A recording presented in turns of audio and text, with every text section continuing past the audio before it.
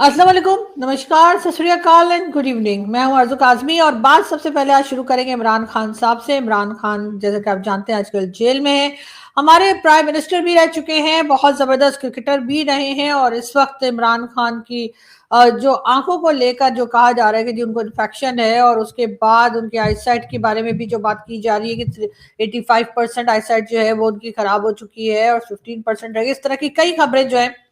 वो social media पर और टीवी चैनल्स पर चल रही हैं, ना सिर्फ पाकिस्तान के बल्कि इंटरनेशनल मीडिया पर भी यही बातें की जा रही हैं। इमरान खान के बारे में कहा यह जा रहा है कि अक्टूबर से उनकी आंख में इन्फेक्शन था, लेकिन गवर्नमेंट ने जो है वो उनको ठीक ट्रीटमेंट नहीं दिया और उनको डॉक्टर के पास नहीं ले गए और इस तरीके से आंख में जो इन्फेक्शन था वो बढ़ते बढ़ते बहुत ज्यादा नुकसान जो है अभी तक आंख का वो हो चुका है। ऐसी खबरें जो है वो दी जा रही हैं। अब जो होम मिनिस्टर साहब हैं, यानी कि जो इस वक्त पीसीबी के चेयरमैन भी हैं, मोहसिन नकवी साहब, उन्होंने क्या आज प्रेस कॉन्फ्रेंस की है वो तो हम आपको बताएंगे ही, लेकिन उससे पहले इमरान खान के साथ क्रिकेट खेले हुए लोग, उनके दोस्त और खासतौर पे इंडियन क्रिकेटर्स जो है तकरीबन 14 के करीब इंडियन क्रिकेटर्स, जिसमें के कपिल देव साहब भी शामिल हैं, सुनील गावस्कर साहब और 12 और मजीद जो क्रिकेटर्स हैं इंडियन, उन्होंने जी अपील जो है वो पाकिस्तान की गवर्नमेंट को एक जॉइंट स्टेटमेंट में अपील की है कि इमरान खान को जो है वो ट्रीटमेंट या मेडिकल ट्रीटमेंट जो है वो उनको ठीक तरीके से दिया जाए। और यकीनन इमरान खान इस जगह पर कह लीजिए या इस तरीके से कह लीजिए कि बहुत ही खुशकिस्मत इंसान है जिनको इतने अच्छे दोस्त मिले। जी हाँ, जब दोस्ती होती है तो बेशक आप ग्राउंड पे एक दूसरे के खिलाफ खेल रहे हो या बात कर रहे हो, लेकिन जो दोस्ती होती है वो दोस्त वही कहलाते हैं जो मुश्किल वक्त में साथ खड़े रहें। और इस वक्त इमरान खान के लिए किसी पाकिस्तानी क्रिकेटर्स की तो कोई इस तरह की कोई जॉइंट अपील या स्टेटमेंट सामने नहीं आई है, लेकिन ये जरूर है कि भारत से तकरीबन 14 के करीब जो है 14 क्रिकेटर्स जो इमरान खान के साथ क्रिकेट भी खेल चुके हैं, उनके दोस्त भी रहे, उन्होंने जरूर एक जॉइंट स्टेटमेंट दिया है और उन्होंने इमरान खान के ट्रीटमेंट के ऊपर गवर्नमेंट ऑफ पाकिस्तान को लिखा है कि वो खास तवज्जो दें और पूरे तरीके से इमरान खान का ख्याल रखा जाए। यहाँ पर मैं फिर वही कहूंगी कि इमरान खान साहब बहुत लकी हैं कि उनको इतने अच्छे दोस्त मिले और भारत से उनको इतने अच्छे दोस्त मिले, और यकीनन यहाँ पर जो है वो किसी किस्म का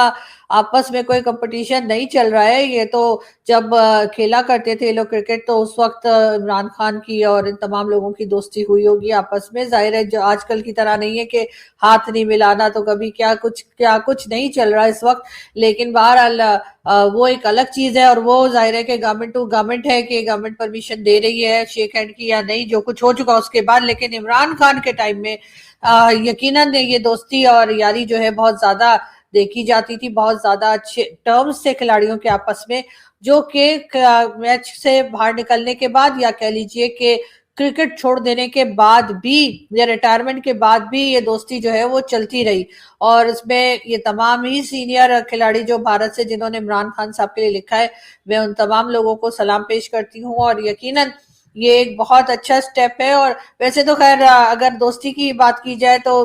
मेरे ख्याल है दोस्ती वगैरह के उसमें मेरी भी किस्मत बहुत अच्छी रही है कि जब मैंने 6-7 साल पहले जब इंडियन मीडिया पर आना शुरू किया था 2019 के एंड में, तो उस वक्त से लेकर आज तक मेरे भी जो अच्छे दोस्त बने उन्होंने बहुत ख्याल किया है। और चाहे कुछ भी होता रहे, ऑपरेशन सिंदूर हो रहा है, चाहे किसी भी तरह के टर्म्स जो है वो चलते रहे गवर्नमेंट्स के बीच में, लेकिन दोस्तों ने जो है हमेशा साथ दिया, दोस्तों ने हमेशा हौसला बढ़ाया और उन्होंने हमेशा यही कहा कि सब कुछ ठीक हो जाएगा। ठीक है, रिलेशंस जो है पाकिस्तान और भारत के वैसे भी कभी भी बहुत शानदार नहीं रहे,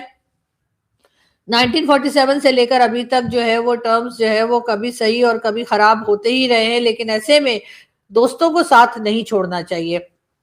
यही कुछ जो है वो भारत के क्रिकेटर्स ने बताया है और इमरान खान साहब को जैसे मैं कहती हूँ कि बहुत खुश नसीब इंसान है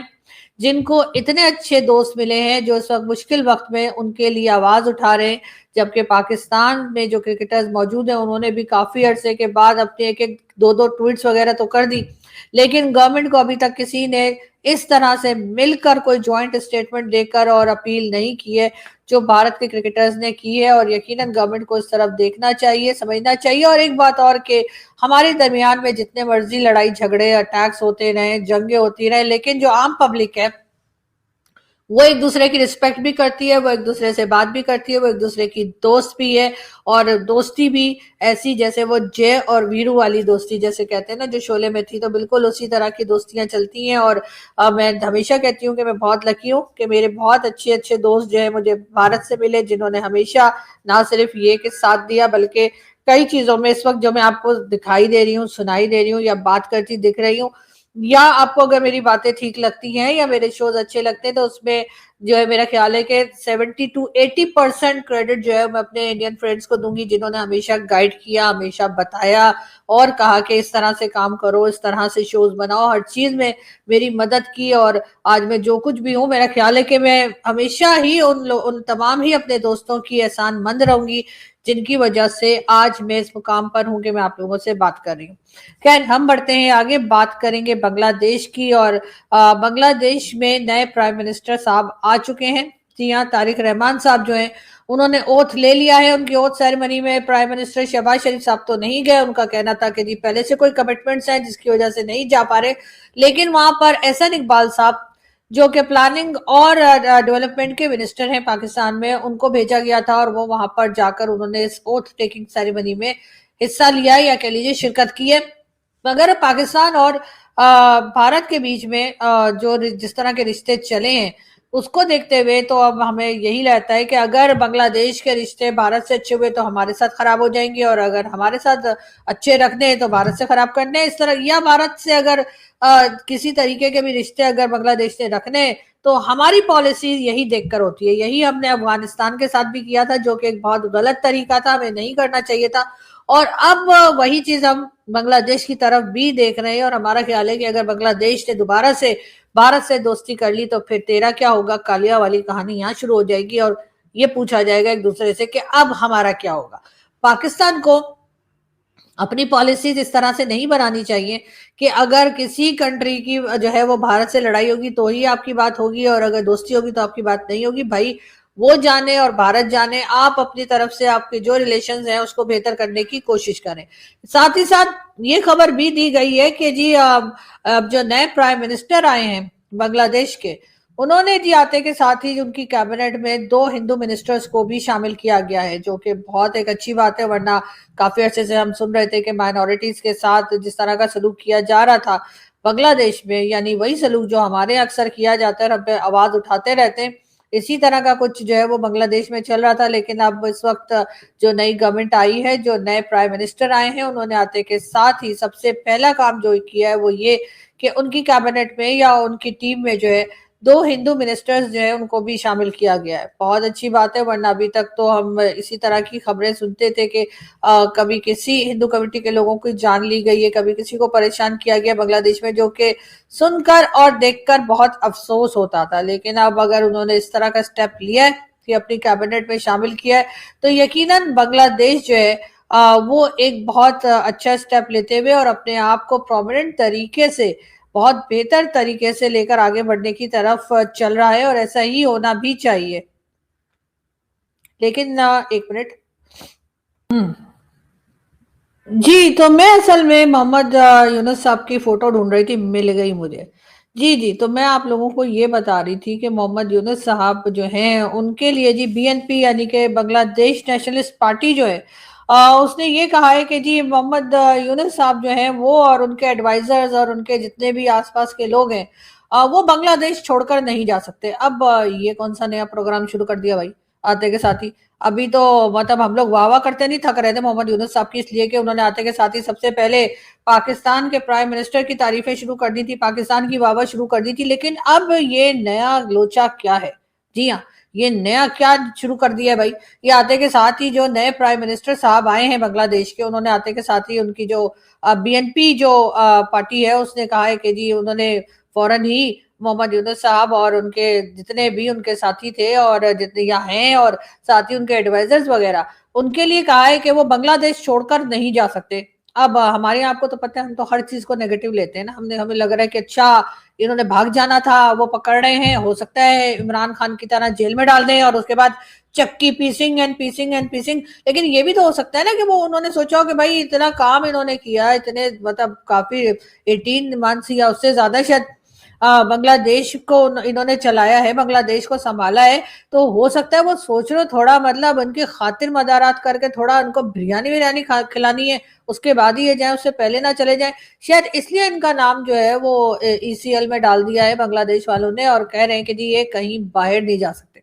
लेकिन आपको तो पता ही है ना हमारे भारतीय दोस्तों का, वो लगे हुए बात करने में कि जी अब तो मजा आएगा, अब पता लगेगा पाकिस्तान को भी और मोहम्मद यूनुस साहब को भी। वैसे दोनों कंट्रीज के प्राइम मिनिस्टर, चाहे वो पीएम मोदी हो चाहे वो शहबाज शरीफ साहब हो, इन दोनों ने जो है ओथ टेकिंग सेरेमनी में, बांग्लादेश की जो नई गवर्नमेंट आई है या नए प्राइम मिनिस्टर जो आए हैं तारिक रहमान, उनकी ओथ टेकिंग सेरेमनी में दोनों ने ही शिरकत नहीं की। दोनों जगह से जो है वो कोई दूसरे मिनिस्टर जो है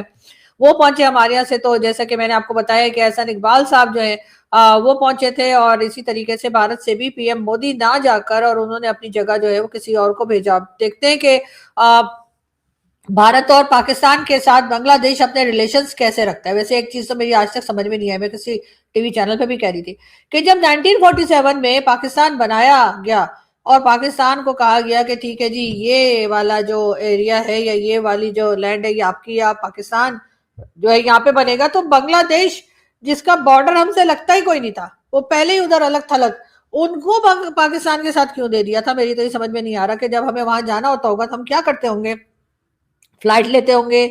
ट्रेन से जाते होंगे, या पता नहीं नाव में जाते होंगे, यानी कि कश्तियां चलाते होंगे, करते क्या होंगे। तो कोई ऐसा एरिया तो देना चाहिए था ना पाकिस्तान को कि जिसका बॉर्डर तो हमारे साथ लगता, बॉर्डर लगता था उनका भारत के साथ, और उसके बाद पाकिस्तान का हिस्सा बना दिया। लेकिन खैर कोई बात नहीं, शायद पहले से ही अंग्रेजों ने सोच रखा होगा कि उन्हें मालूम ही होगा कि इस एरिया में जो पाकिस्तान बनाया है वहां पे जो लोग रहते हैं, जो लोग यहाँ पर बसे हुए हैं या जो बसने के लिए आए, जितने भी लोग हैं, उनको पता होगा कि इन्होंने इनके साथ इनकी निभनी नहीं है और कहीं ना कहीं जाकर बांग्लादेश अलग कंट्री बनेगा, तो उन्होंने सोचा होगा पहले ही ऐसे दे दो। लेकिन खैर बहरहाल अब हो ये रहा है कि जी भारतीय मीडिया भी यही बात कर रहा है और तमाम जगह यही बात हो रही है कि अब अगर बांग्लादेश के रिलेशंस जो है वो भारत के साथ ठीक हो गए, अच्छे हो गए, जो कि बीच में शेख हसीना के जाने के बाद खराब हुए थे, तो ऐसे में पाकिस्तान में क्या सोचा जाएगा, पाकिस्तान का क्या होगा या तेरा क्या होगा कालिया, वो वाली चीज चल रही है। तो बात तो सारी ये कि हमने इस बारे में कुछ नहीं सोच रखा। हम पहले देखेंगे कि बांग्लादेश वाले कर क्या रहे हैं, क्या वो भारत के साथ उनके टर्म्स अगर ठीक हो जाते हैं तो क्या वो तब भी हमारे साथ हेलो हाय रखेंगे या हमें सिर्फ बाय बाय कर देंगे। तो जाहिर है कि अगर आप अपनी पॉलिसीज, पाकिस्तान के लीडर्स, पाकिस्तान के पॉलिसी मेकर्स अगर अपनी पॉलिसी ऐसे बनाएंगे कि अगर किसी की भारत से लड़ाई है तो हमारे साथ दोस्ती है, और अगर हमारे साथ लड़ाई है तो भी मतलब इस किस्म की गड़बड़ अगर आप करेंगे कि अगर किसी ने भारत से बात की तो हम बात नहीं करेंगे, और अगर किसी ने हमसे बात करनी है तो भारत से बात ना करे, तो इस किस्म की चीजें अगर लेकर चलेंगे तो डेफिनेटली आपको यही कुछ देखना पड़ेगा जो इस वक्त हम अफगानिस्तान में देख रहे हैं। अफगानिस्तान के तालिबान जो है वो ना सिर्फ ये कि अभी तक उनमें से 3-4 मिनिस्टर्स जो हैं वो जाकर भारत का विजिट कर चुके हैं, बल्कि भारत के साथ उनके टर्म्स जो है वो भी काफी अच्छे चल रहे हैं। और हमारी तरफ जो बॉर्डर है उनका वो तो जी उन्होंने बंद कर दिया है और उन्होंने कहा है कि जी वो हमसे बात करने में इंटरेस्टेड नहीं है। इसका जिम्मेदार हम भारत को ठहरा रहे हैं, यानी इसका जिम्मेदार हम अपने आप को कभी नहीं ठहराते। और यही चीज हमने 71 में भी की थी, जिस वक्त बांग्लादेश बनाया गया या बना, तो उस वक्त हमने यही कहा कि ये सब कुछ तो भारत ने करा दिया, वरना वो लोग तो हमारे साथ ही रहना चाह रहे थे। हालांकि 71 से पहले हमारे यहाँ से क्या क्या करतूत दिखाए गए, क्या क्या हरकतें की गई, ये भूखे बंगाली और ये सारी एग्जाम्पल्स तो हम आज तक हमारे यहाँ चलती हैं कि अगर कोई ज्यादा खा ले या खाना मांगने लगे तो इस किस्म की बातें। और इसी तरीके से बांग्लादेश के लोगों को डिग्रेड करने का जो सिलसिला हमारे यहाँ चला करता था वो कहीं कहीं आज भी जिंदा है। ये और बात है कि क्योंकि बांग्लादेश के इस वक्त भारत से टर्म्स ठीक नहीं है, तो अचानक से हमारा जो है वो प्यार है कि बाहर चला जा रहा है और हम कह रहे हैं कि बस जी ये तो हमारे भाई हैं, इनसे गलती हो गई थी। यानी गलती भी उनसे हो गई थी, बांग्लादेश वालों से। हमसे कोई गलती, हम तो कभी गलती करते ही नहीं है, हमसे तो गलती हो ही नहीं सकती। और यहाँ पर भी हम इस वक्त यही कह रहे हैं कि जी बांग्लादेश के लोगों को अब अपनी गलती का एहसास हो गया है। अब वो कह रहे हैं कि जी हम पाकिस्तान के साथ ही रहते तो अच्छा था, यानी यहाँ पर भी हम गलत जो है वो बांग्लादेश के लोगों को ही ठहरा रहे हैं। ये बांग्लादेश के लोग वही हैं जिनके कह लीजिए कि उनके लीडर जो थे शेख मुजीबुर रहमान, उनका मैंडेट था उसी तरीके से जैसे अभी इमरान खान का था, और कहा गया कि नहीं जी ये तो नहीं आएंगे, इनकी जगह भुट्टो साहब आएंगे। उसके बाद हमने बंगाली लैंग्वेज जो है उसके ऊपर भी हमने कहा नहीं जी यहाँ तो उर्दू बोली जाएगी, और बांग्लादेश की जबान जो बंगाली है उसके ऊपर भी हमें शदीद किस्म का ऑब्जेक्शन था। लेकिन इस वक्त भी हम यही बात कर रहे हैं कि बांग्लादेश के लोगों को गलती का एहसास हो, यानी हमें तो गलती का एहसास कभी मुझे लगता है अगले जन्म तक होने वाला नहीं है। लेकिन बहरहाल इस वक्त इंतजार इसी बात का है कि अब बांग्लादेश अपनी कंट्री को लेकर कैसे चलता है, और जो सबसे पहली या बांग्लादेश की नई गवर्नमेंट अपने कंट्री को लेकर कैसे चलती है। और सबसे पहली बात जो कि हमने देखी वो यही कि उन्होंने अपने यहाँ दो मिनिस्टर्स जो हैं उनको भी शामिल किया है। क्या पाकिस्तान ऐसा करेगा? क्या पाकिस्तान ऐसा कर पाएगा? मुझे नहीं लगता कि पाकिस्तान का इतना बड़ा दिल है कि हम ऐसा कर पाए, लेकिन बहरहाल देखते हैं कि आगे क्या होता है। साथ ही साथ हम बात करेंगे मोहसिन नकवी साहब की, और कुछ लोगों का ये भी कहना है, सोशल मीडिया पे आप जानते हैं कि लोग ट्रोल करने पे आते हैं तो फिर रुकते ही नहीं है। तो उनका कहना ये है कि आज मोहसिन नकवी भी टीम से हाथ नहीं मिलाएंगे, यानी हम जो भारत से शेक हैंड करने के लिए बार बार उतावले हुए जा रहे थे, बावले हुए जा रहे थे, और उसके बाद इतना गंदा मैच जो हमने खेला है उसके बाद कहा यह जा रहा है कि अब तो मोहसिन नकवी भी शायद टीम से हाथ नहीं मिलाएंगे। शायद इसीलिए मोहसिन नकवी साहब जो है मैच खत्म होने से पहले ही 9-2-11 हो गए, और उन्होंने इंतजार नहीं किया कि मैच पूरी तरीके से खत्म हो जाता या कंप्लीट हो जाता, और उसके बाद जो टीम जीती थी, जो कि ऑब्वियसली भारत की टीम जीती थी, तो उनको दिल बड़ा करके भारत की टीम को मुबारकबाद देनी चाहिए थी, इसलिए कि वो लोग अपनी मेहनत से जो है उस मैच को जीते थे, और उन्होंने यकीनन डिजर्व करते थे कि जिस तरह से उन्होंने पाकिस्तान की टीम की जो परफॉर्मेंस थी उसके सामने तो डेफिनेटली भारत की टीम हर तरह से डिजर्व करती थी कि वो इस मैच को जीत ले। लेकिन बहरहाल मोहसिन नकवी साहब जो है वो लोगों से मिले बगैर, हाथ मिलाए बगैर, मुबारकबाद दिए बगैर ही जो है वहां से 9-2-11 हो गए। उसके बाद शायद वो ये भी सोच रहे होंगे कि अगर पब्लिक के हत्थे चढ़ गए तो पता नहीं क्या होगा, इसलिए कि हमारी पब्लिक तो भाई इस बार बहुत डिस्टर्ब हुई है, और पाकिस्तान की ऑडियंस जो खास तौर पे वो जो क्रिकेट देखती है वो तो जी बहुत नाराज थी। उनका ख्याल था कि जी पाकिस्तान